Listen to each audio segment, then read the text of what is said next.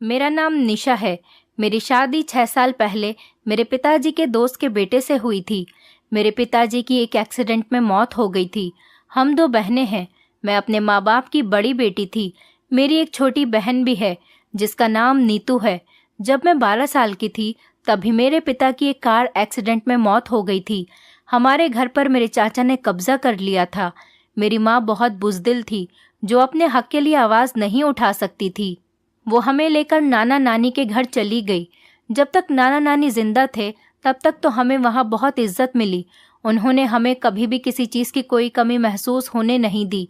ना ही कभी हमें किसी बात पर डांटा और ना ही कभी हम पर हाथ उठाया।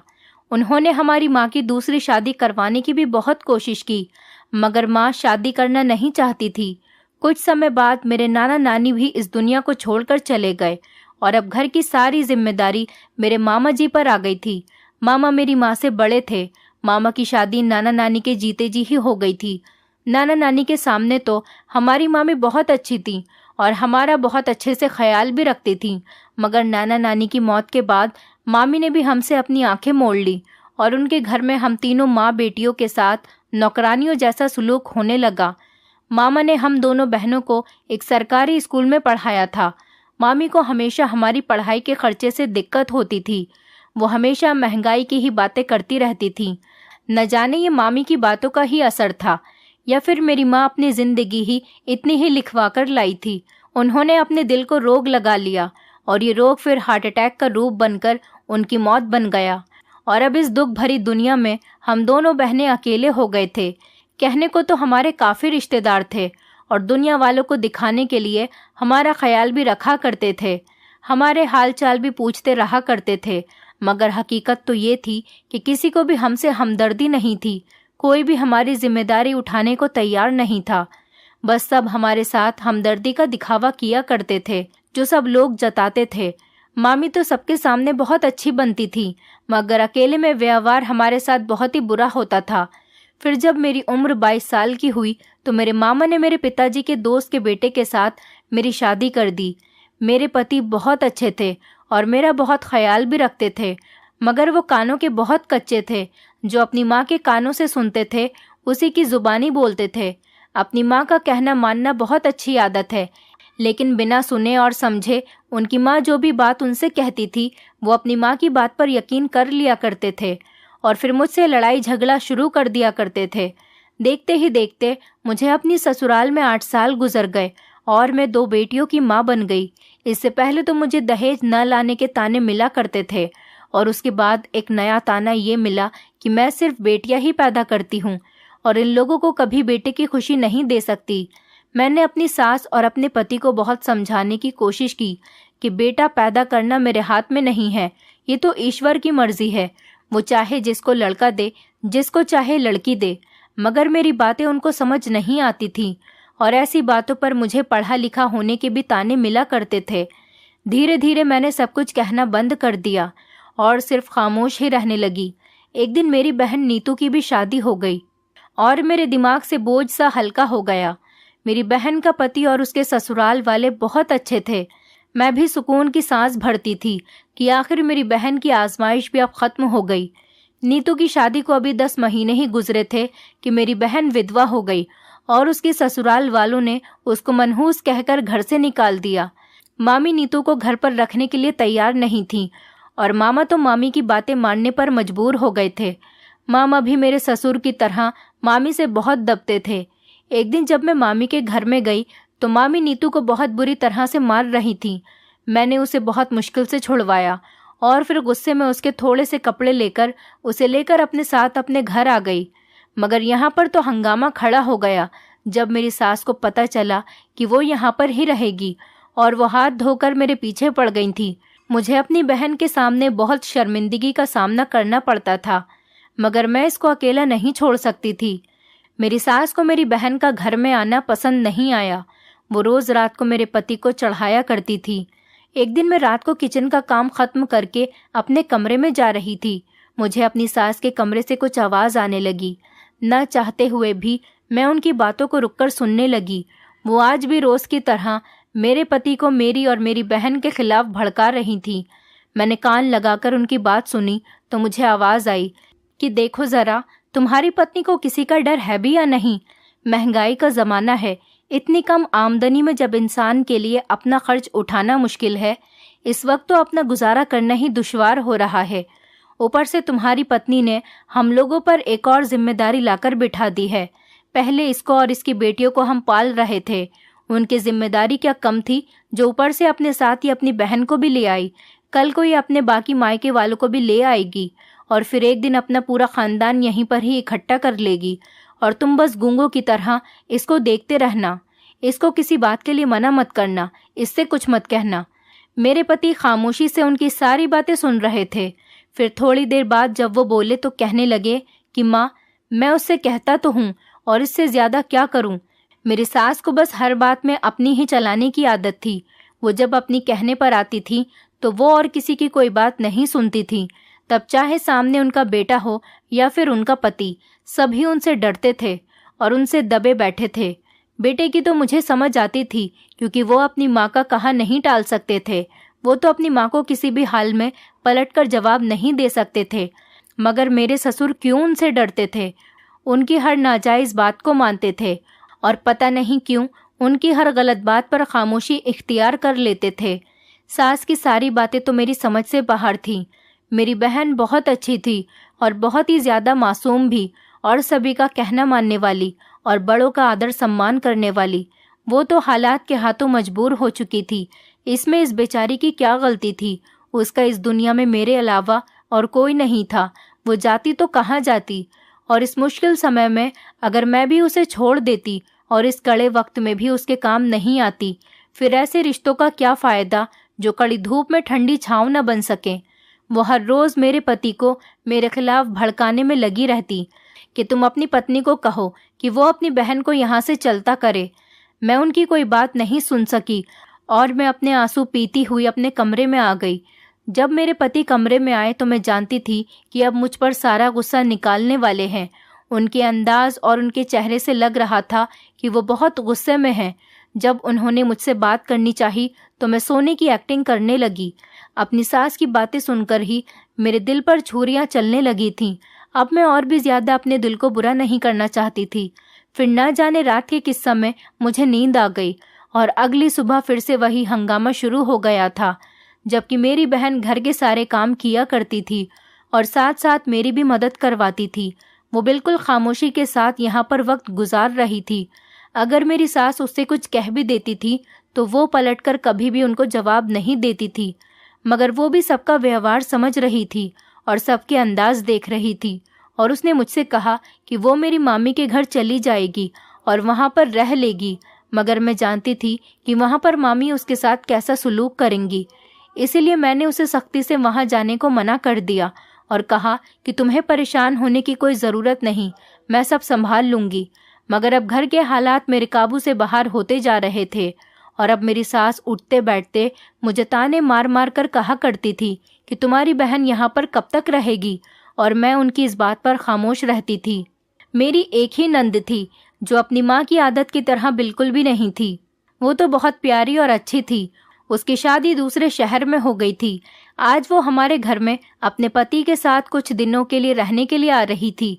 उसके आने से मेरे अंदर हिम्मत बनने लगी थी, क्योंकि वो जब अपनी माँ को मेरे साथ नाइंसाफ़ी करते हुए देखती थी तो अपनी माँ को वहीं टोक दिया करती थी। मेरी नंद तो मुझे बहुत पसंद थी, लेकिन मुझे उसका पति बिल्कुल भी पसंद नहीं था। अजीब सा बदतमीज़ इंसान था। उसे तो किसी को देखने की भी तमीज़ नहीं थी। मगर मैं सब कुछ नज़रअंदाज कर देती थी।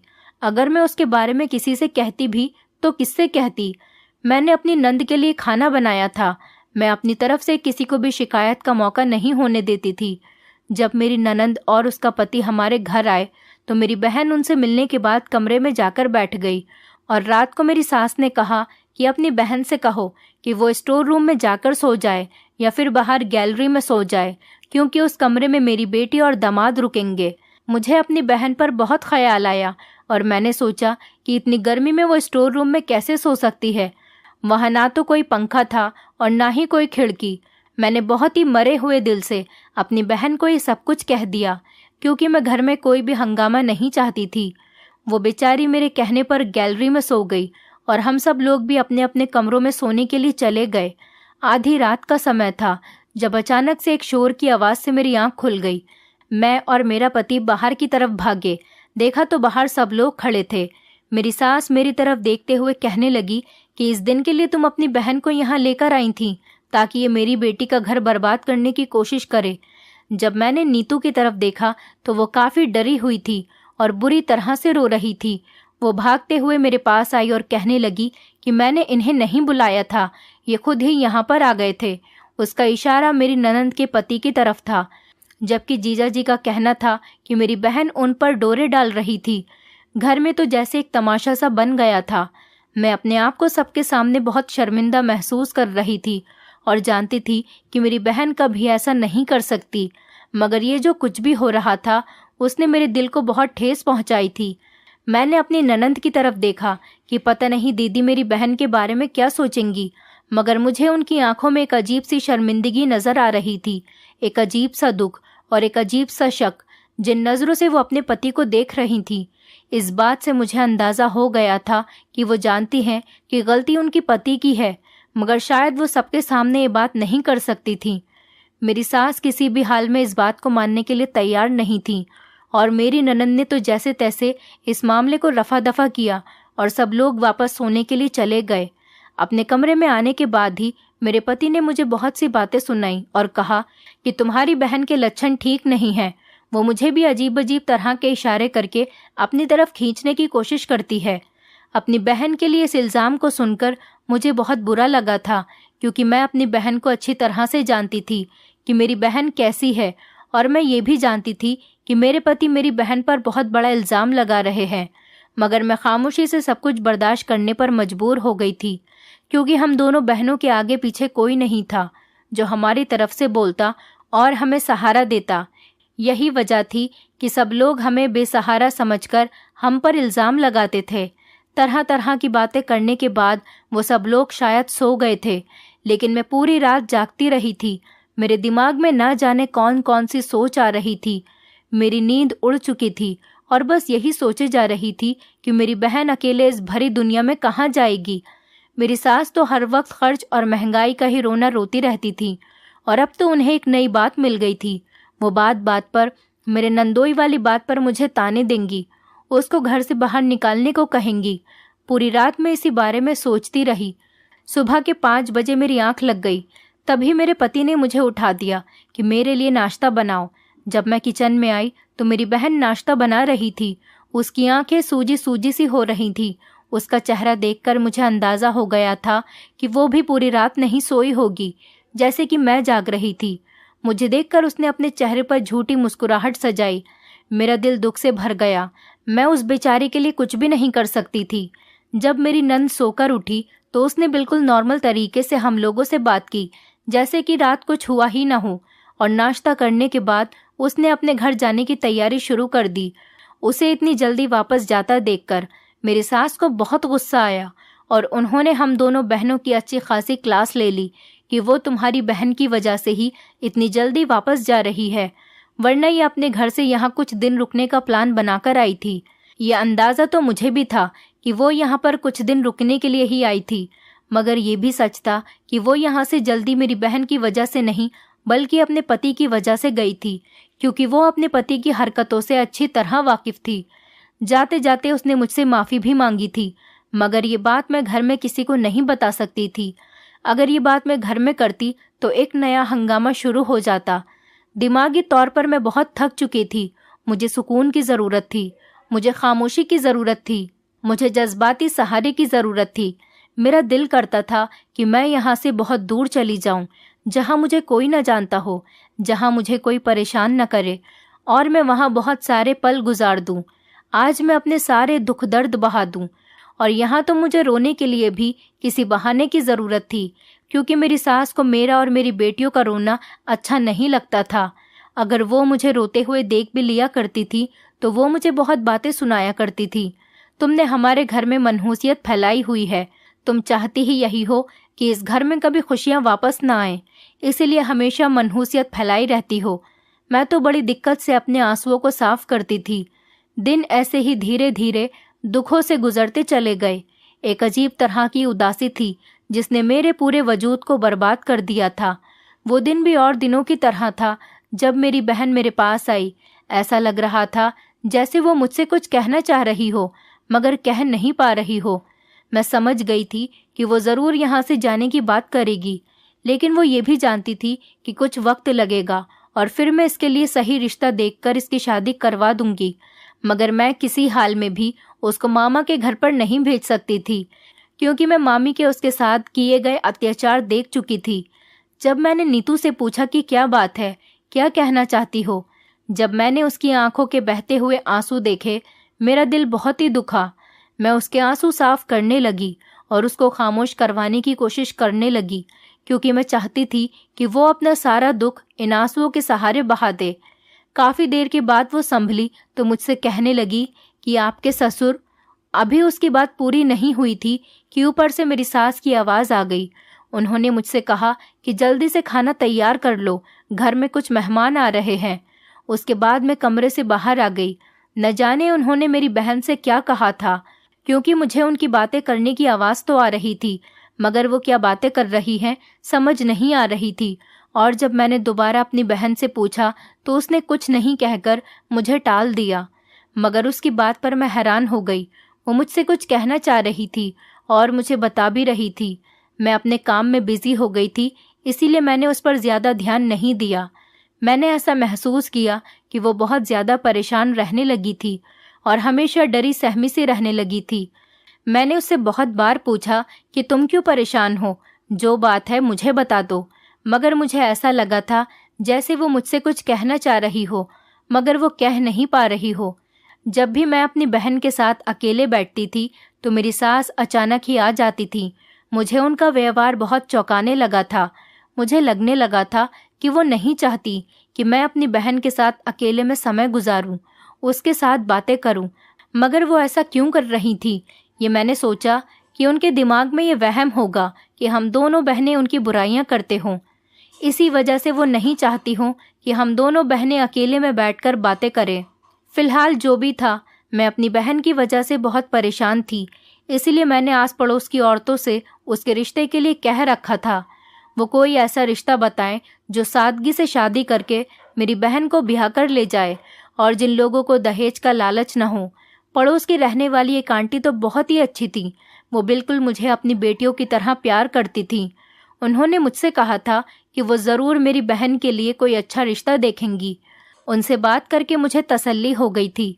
उस दिन मैं रोज़ की तरह जब सुबह को उठी तो बाहर से अजीब तरह के शोर की आवाज़ सुनाई दी। जब मैं अपने कमरे से बाहर आई तो ये मंजर मुझे देखने को मिला। मेरी सास ने मेरी बहन का बाजू पकड़ा हुआ था और बुरी तरह से उस पर चिल्ला रही थी, और दूसरी तरफ मेरे ससुर खड़े थे। मैं जल्दी से उनके पास गई और उनके हाथ से अपनी बहन का बाजू छुड़वाया और उनसे कहने लगी कि माँ जी, क्या हुआ है? आपने क्यों सुबह सुबह हंगामा किया हुआ है? हर रोज़ उसको कटघरे में लाकर खड़ा कर देती हो। मैं नहीं जानती थी कि अचानक गुस्से में मेरी आवाज़ कैसे बुलंद हो गई, वरना मैं हमेशा अपनी सास से धीमी आवाज़ में ही बात किया करती थी। चाहे वो मुझे कुछ भी कहती, चाहे वो मुझ पर कितना ही गुस्सा क्यों न दिखाती थी, मैं उन्हें पलटकर कभी भी जवाब नहीं देती थी। मगर आज मेरी बर्दाश्त जवाब दे गई थी। उन्होंने मुझसे कहा कि आज मैं तुम्हें तुम्हारी बहन की करतूत दिखाती हूँ। वो मुझे पकड़कर अपने पति के बिस्तर पर ले गई और जब उन्होंने तकिया हटाया तो उसके नीचे मेरी बहन की चूड़ियाँ और उसके इस्तेमाल की कुछ चीज़ें पड़ी हुई थी। ये सब देखकर तो मैं हैरानी रह गई थी और उनसे पूछने लगी कि ये सब क्या है और ये यहाँ पर कैसे आया। मेरी सास कहने लगी कि यही बात तुम अपनी बहन से पूछो।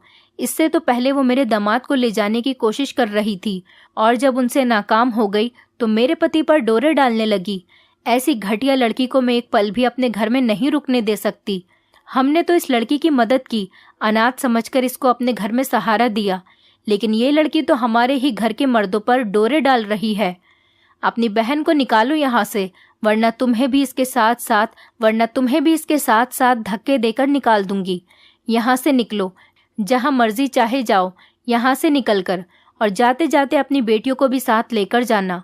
इतना सब कुछ हो रहा था, लेकिन मेरे पति और ससुर खामोशी खड़े हुए सारा तमाशा देख रहे थे। मैं अपने ससुर के पास गई और उनसे कहा कि आप मुझे बताइए क्या हुआ है। मगर वो मुझसे नज़रें चुराने लगे और घर से बाहर चले गए। मगर मेरी सास ने तो बहुत ही हंगामा खड़ा कर दिया था। आस पड़ोस के सभी लोग घर में आकर उनका ड्रामा देख रहे थे। वहाँ पर मौजूद सभी लोग हम दोनों बहनों को अच्छी तरह से जानते थे और मेरी सास को भी। अब मेरे पास कोई चारा नहीं था सिवाय इसके कि मैं अपनी बहन को इस घर से भेज दूं। लेकिन मैं सोच में पड़ गई कि मैं इसको कहाँ भेजूं। हमारा तो कोई अपना नहीं था, कोई भी ऐसा नहीं था जो उसको सहारा दे सकता था।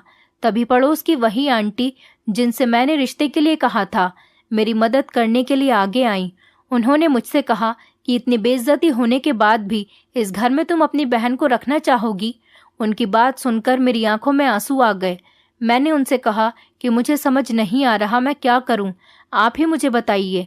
मुझे तो कोई रास्ता नज़र नहीं आ रहा, आखिर अपनी बहन को कहाँ भेजूं। वो कहने लगी कि तुम फिक्र मत करो, इसे मेरे साथ भेज दो, मैं इसके रहने का बंदोबस्त कर दूंगी और तुम्हें इसकी फिक्र करने की बिल्कुल भी ज़रूरत नहीं, मैं इसका बहुत ख्याल रखूंगी। मैंने उन पर यकीन करके अपनी बहन को उनके साथ जाने दिया। ऐसा नहीं था कि मुझे आंटी पर भरोसा नहीं था, लेकिन ऐसा भी नहीं था कि मैंने अपनी सास पर यकीन कर लिया था। ये देखकर मैं हैरान थी कि उसका सामान पहले से ही चारपाई पर बाहर कैसे पहुंच गया। और मेरे ससुर ने तो ये कहा था कि मेरी बहन उनके पास गई थी और उन्होंने इसे वापस भिजवा दिया कि वो उनकी बेटी जैसी है। अपने ससुर की बात सुनकर मैं हैरान रह गई थी। मुझे उनसे ऐसी किसी भी बात की उम्मीद नहीं थी, क्योंकि वो किसी के मामले में भी नहीं बोलते थे। वो अपने काम से काम रखते थे और बहुत ही शरीफ इंसान थे। मगर अब वो ये सब क्यों कह रहे थे, मैं ये सब सोच सोच कर उलझती जा रही थी। कुछ दिनों बाद ही मैंने ये बात नोटिस की कि मेरी बहन जिस दिन से यहाँ से गई थी, मेरी सास तभी से बहुत खुश नजर आ रही थी। ऐसा लग रहा था जैसे मेरी बहन यहाँ पर बोझ बनकर रह रही थी, और जब वो बोझ उन पर से हटा तो वो बहुत ज़्यादा सुकून से हो गई। और फिर कुछ दिनों के बाद मेरी ननंद रोते रोते अपने बच्चों को लेकर यहाँ पर आ गई।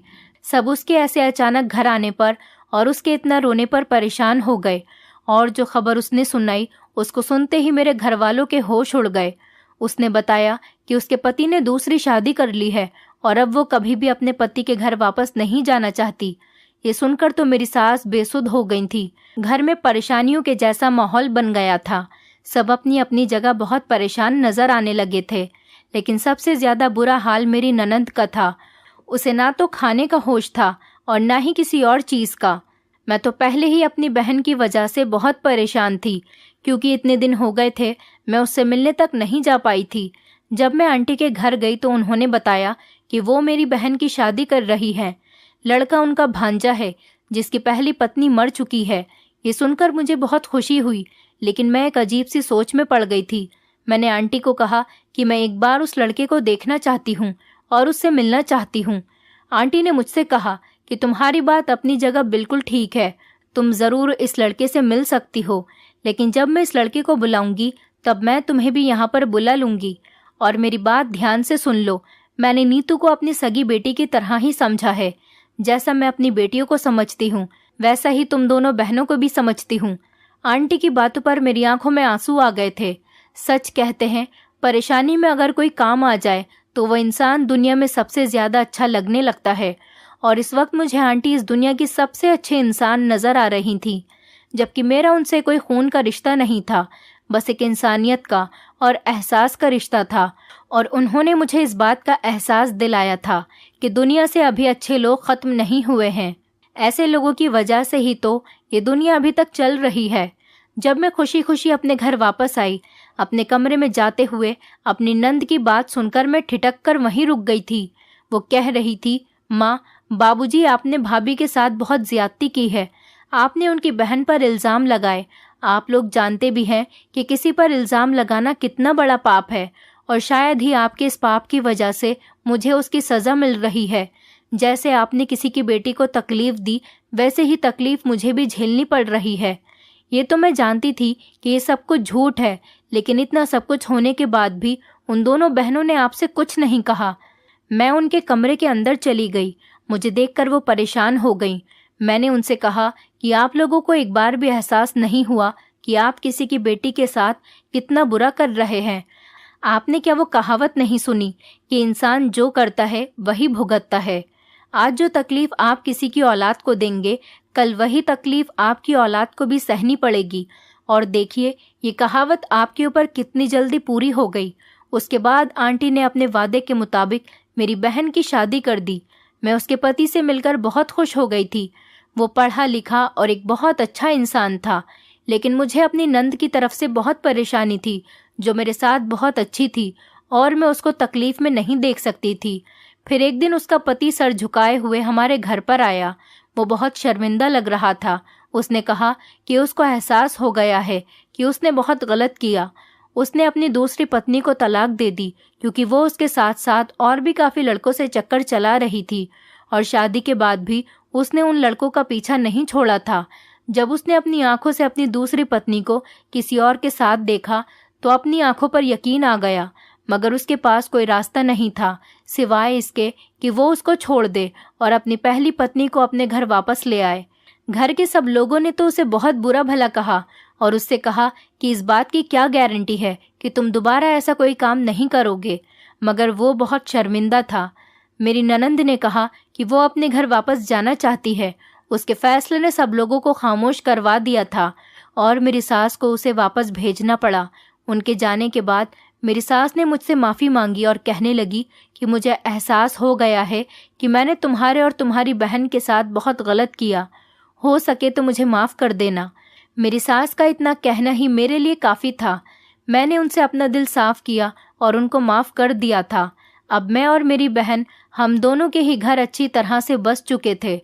हम दोनों ही अपने परिवारों में बहुत खुश थे। दोस्तों, उम्मीद करती हूँ आपको हमारी कहानी पसंद आई होगी। कहानी पसंद आई है तो वीडियो को लाइक करें, चैनल पर नए हैं तो चैनल को सब्सक्राइब करें और हाँ, नोटिफिकेशन बेल को ज़रूर दबाएं ताकि अगली अपडेट सबसे पहले आपको मिले।